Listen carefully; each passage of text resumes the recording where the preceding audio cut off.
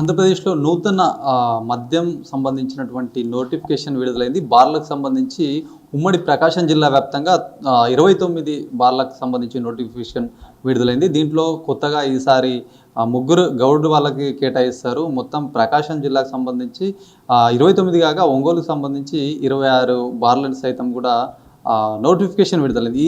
దీనికి సంబంధించి డీసీ గారు ఉన్నారు, మాట్లాడే ప్రయత్నం చేద్దాం. ఒకసారి హేమంత్ నాగరాజు గారు ఉన్నారు. సార్ నమస్తే. అది ఇప్పుడు కొత్తగా నోటిఫికేషన్ విడుదలైంది. ఎప్పుడైనా 3 సంవత్సరాలకు సంబంధించి నోటిఫికేషన్ ఈసారి ఎలా ఉండబోతుంది, ఇప్పుడు స్టార్ట్ అయిపోతుంది, దీనికి సంబంధించిన సమాచారం ఏంటి? ఓకే, మనకి ఆంధ్రప్రదేశ్ ప్రభుత్వం కొత్త బార్ పాలసీ తీసుకురావడం జరిగింది. ఇది 3 సంవత్సరాల పాలసీ. 25 అంటే ఈ సంవత్సరం నుంచి 28 వరకు కూడా ఉంటుంది. సో మనకు ప్రకాశం జిల్లాకు సంబంధించి మొత్తం 26 షాపులు రెగ్యులర్ షాప్స్కి నోటిఫై చేయడం జరిగింది.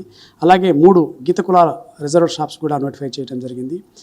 ముఖ్యంగా మనకి 26లో మనకి ఒంగోలు మున్సిపల్ కార్పొరేషన్లో 16, మార్కాపురంలో 5, అలాగే ఇండివిజువల్గా చీమకుర్తి, కనిగిరి, దర్శి, పొదిలి ఇట్లాంటి వాటిలో ఒక షాపు, ఒక బార్ లెక్కన మనకి నోటిఫై చేయడం జరిగింది. సో కార్పొరేషను అండ్ మున్సిపాలిటీలో మనకి 55 lakhs స్లాబ్ పెట్టడం జరిగింది. అట్లాగే సింగిల్ ఏదైతే బార్స్ ఉన్నాయో అన్నింటి కూడా 35 lakhs స్లాబ్లో పెట్టడం జరిగింది. ఒకటి అప్లికేషన్ ఫీజు అనేది 5 లక్షలు ప్లస్ ప్రాసెసింగ్ ఫీజు 10,000తో నాన్ రిఫండబుల్గా మనం పెట్టడం జరిగింది. ఇదంతా ఆన్లైన్, హైబ్రిడ్ అండ్ ఆఫ్లైన్ మోడ్లో అప్లికేషన్ తీసుకుంటున్నాము. మనకి షెడ్యూల్ ఈ రోజు నుంచి స్టార్ట్ అయింది. సో ఇదంతా కూడా కమ్యూనికేట్ చేస్తూ బార్ పాలసీలో ముఖ్యంగా ఈ కొత్త విధానంలో మనకి ఏంటంటే అదనంగా 3 గంటలు అంటే మనకు 10 గంటల నుంచి 12 గంటల వరకు కూడా బార్లు ఓపెన్ చేసుకొని బిజినెస్ రన్ చేసుకోవచ్చు. రెండవది వచ్చేసి ఇన్స్టాల్మెంట్స్, 6 ఇన్స్టాల్మెంట్. గతంలో ఒకేసారి ఇన్స్టాల్మెంట్ కట్టే ప్రాసెస్లో ఉండేది. ఇప్పుడు 6 ఇన్స్టాల్మెంట్గా మనం ఈ అప్లికేషన్స్ ఫీజుని, లైసెన్స్ని రెగ్యులేట్ చేయటం. మూడవది స్లాబ్. కంపేరిటివ్ లాస్ట్ టైంలో ఏంటంటే హైయెస్ట్ బిడ్డింగ్ అమౌంట్ చేశారు. ఇప్పుడు అట్లా కాకుండా అప్సెట్ ప్రైస్లో ఫిక్స్ చేస్తున్నాం. సో 55 లక్షలు అంటే మనకి nearly A4 shops, near by A4 shops అనేవి కూడా 65 లక్షల స్లాబ్లో ఉన్నాయి. అక్కడ మనకి 55 లక్షల షాప్కే వస్తుంది. అట్లాగే మనకి 65 లక్షలు ఉన్నటువంటి A4 షాప్స్ కూడా 35 లక్షలకే బార్ రావడం జరుగుతుంది. ఇట్లా కంపేర్ చేసుకుంటే ఈ పాలసీ అనేది ఫ్రెండ్లీ బిజినెస్ సిస్టమ్గా ఉంటుంది. So any person, any applications అన్నీ కూడా వేయడానికి అందరికీ కూడా ఇది ఫీజిబిలిటీ ఇస్తున్నాము. సో రాబో 3 సంవత్సరాల్లో ఈ బార్ పాలసీలు పెట్టుకున్నటువంటి బార్ల వాళ్ళకి కూడా మైక్రో బ్రెవరీస్ కానీ ఇంకేమైనా అప్గ్రేడ్ అవ్వాలంటే మినిమం 2B బార్ లైసెన్స్ ఉండాలి.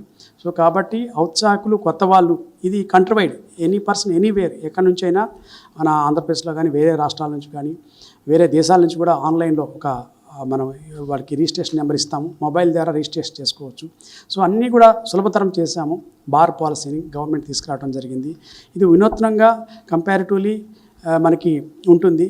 సో మిగతా రాష్ట్రాలతో పోల్చుకుంటే కూడా ఫీజిబిలిటీ చాలా కంఫర్టబుల్గా ఇవ్వడం జరిగింది. So we hope to expecting more applications to more invite new people, new interpretations మేము ఎక్కువగా ఎక్స్పెక్ట్ చేస్తున్నాం. ఎంత అంటే ఒక బార్కి సంబంధించి మినిమం 4 ఉండాలని చెప్తున్నారు. మరి గతంలో చూస్తే ఈసారి ఇంకా ఎక్కువ పోటీ ఉండే అవకాశం ఉంటుందా? తప్పకుండా. సో మినిమం ఒక బార్ డ్రా చేయాలంటే మినిమం 4 అప్లికేషన్స్ మేము ఉండాలి అనేది ఒక జీవోలో పెట్టడం జరిగింది. సో 4 కంటే ఎక్కువ applications we're expecting. More applications వచ్చినప్పుడు మోర్ కాంపిటీషన్ బిల్డప్ చేయాలనేది దీని ఉద్దేశం. దీని వెనక అంటే మోనోపాలీని బ్రేక్ చేయాలి, అంటే పాత గ్రూప్ అసోసియేషన్ బ్రేక్ చేయాలనే ఉద్దేశంతో ఎక్కువ నెంబర్ ఆఫ్ అప్లికేషన్స్ పెట్టడం, మినిమం 4 లేకుండా డ్రా తీయకుండా ఉండటం అనేది మనం జరుగుతుంది. ఎట్లా సార్, ఒకవేళ కొన్ని సందర్భాల్లో అంటే ఎక్కువ మంది రాకుంటే కనుక అది ఆ ఏరియాకి సంబంధించి ఎట్లా చేస్తారు మరి? సో మనకి మినిమం 4 అప్లికేషన్స్ రాకపోతే అది డ్రా కండక్ట్ చేయమండి. సో ఫర్దర్గా మళ్ళీ దాన్ని నోటిఫికేషన్ చేస్తాము. సో అది గవర్నమెంట్ జీవోలోనే ఉంది కాబట్టి అది క్లియర్ కట్. ముఖ్యంగా ఇప్పుడు సమయం కూడా పెంచారు, 12 వరకు ఇచ్చారు. ఇప్పుడు ఎక్కువ పెట్టినారట.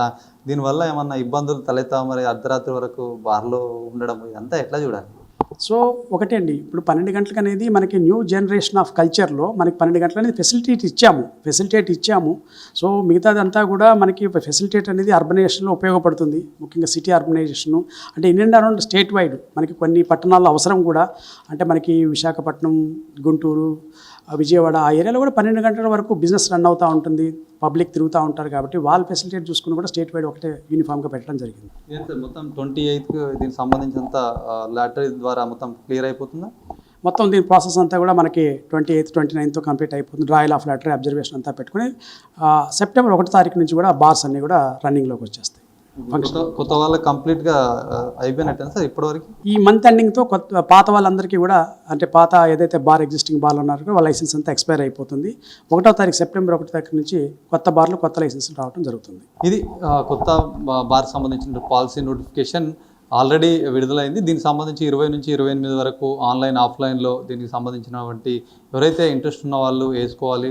దీనికి సంబంధించిన వివరాలన్నీ కూడా ఇప్పటికే చెప్పినటువంటి పరిస్థితి. అయితే మొత్తం 55 లక్షలుగా దీనికి సంబంధించి మొత్తం సిటీలో అయితే 55 లక్షలు, దాని కాన్సెన్సీ లెవెల్ అయితే 35 లక్షలుగా ఉంటుంది. ఇది విడుదల వారిగా ఇవ్వాల్సి ఉంటుంది అని చెప్తున్నారు. ప్రాసెసింగ్ ఫీజు కావచ్చు 5 లక్షలు ఉంటుంది. తర్వాత దీనికి సంబంధించి 10,000 సైతం ప్రాసెస్. దీనికి మొదటగా ఎవరైతే వేస్తారో వాళ్ళు 5 lakhs అయితే దీనికి ఎవరైతే నోటిఫికేషన్ విడుదలై చూసినప్పుడు అది ఎవరైతే దీంట్లో ఇన్వాల్వ్ కావాలనుకుంటారో 5 lakhs ముందుగా కట్టాలి అన్నట్టుగా చెప్తున్నారు. ఏదేమైనప్పటికీ సమయం కూడా పెంచడం అనేది ఒక సిటీలో కల్చర్లో ఒక భాగంగా అయితే చెప్తున్నటువంటి పరిస్థితి. కెమెరా పర్సన్ సందీప్తో శ్రీనివాస్, అభినవ్ భారత్, ఒంగోలు నుంచి.